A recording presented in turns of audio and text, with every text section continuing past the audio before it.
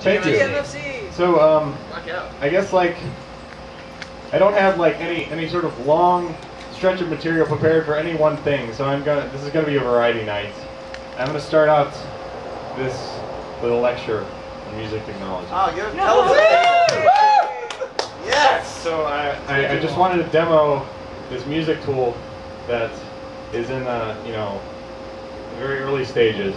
Well, I mean, I've sort of been working on pieces for a while, the back end of this, but I just figured out how to do something with this data that I've been extracting, and so I'd like to show it off.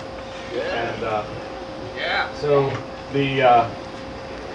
I guess what this does is some of these concepts that I'm working with have been explored by others, and I'm sort of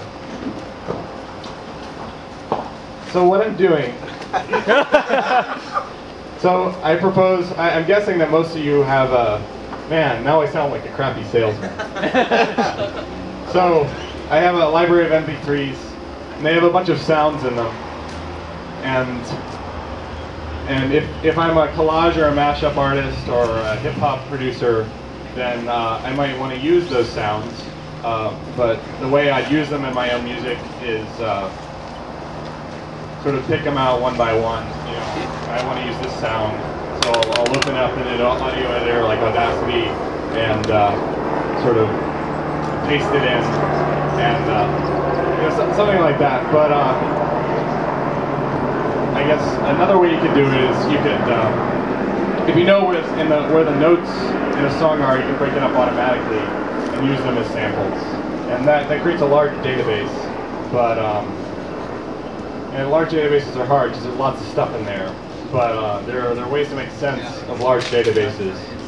So I'm going to show off this thing that I've been making. Let's see. Yeah. Destroy our minds. Show it off, Grant. I think I have to start with Visual Studio. Show it to me. Get the C minus for usage. Yeah, I'm definitely a concert. Visual Studio. Yeah, it takes a while to start up. Not all PCs are. But it should be ready. So I started out. I guess the first test was with taking one song and breaking it up into little bits and sort of browsing through the samples. And I can't really do much with them yet besides play them. But hopefully this won't explode. Yeah, if it explodes, it'll be like explosions of Hopefully a fire. story. And the skull also makes it look awesome. So this is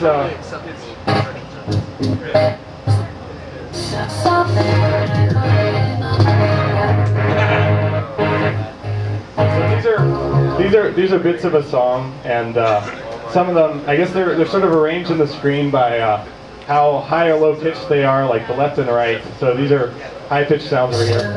It's like the breathy, S's.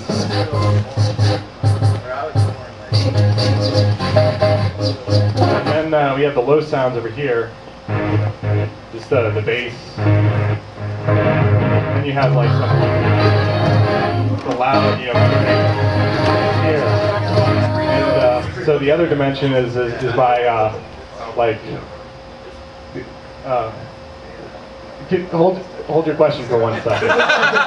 So the other dimension is by the temporal centroid, which is how peaked the attack is. So a quick sound will have a low temporal centroid, and a long drawn out sound will have a temporal centroid that's bigger.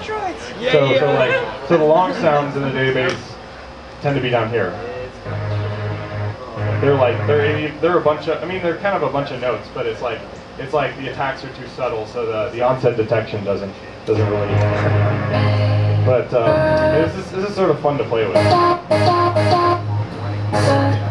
But it's not very much of a performance tool yet, or it's not a very much of a composer tool. My idea is that you sort of take these and sort of drag them down into like a timeline.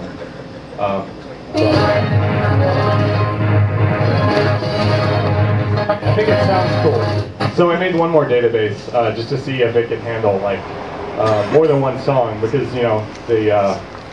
the the point is to have like your whole music collection in there. So we'll give it a try. So I took 5 songs in this next one, and maybe you'll recognize one. Maybe not. We'll see. And it sort of runs slow.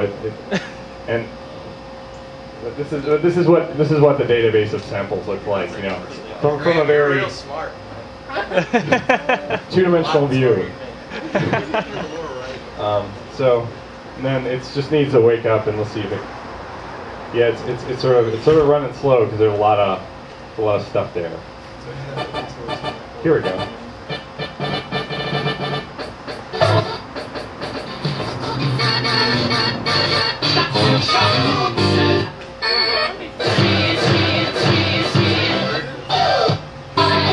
Bicycle.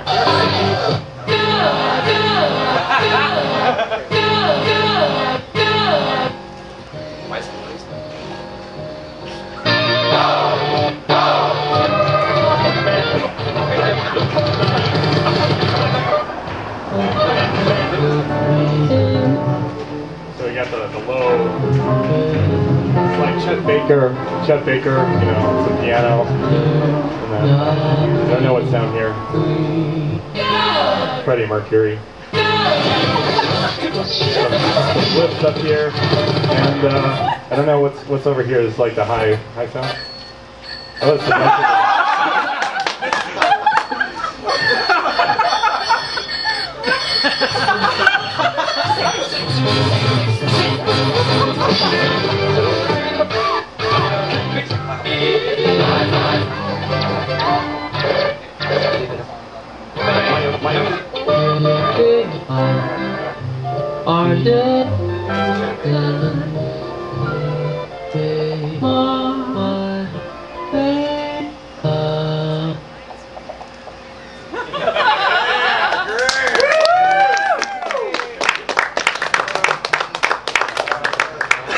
Next, I'm gonna play some Chuck for you, and then shortly, my colleague Mark is gonna join me, and I'm still gonna be doing Chuck stuff, but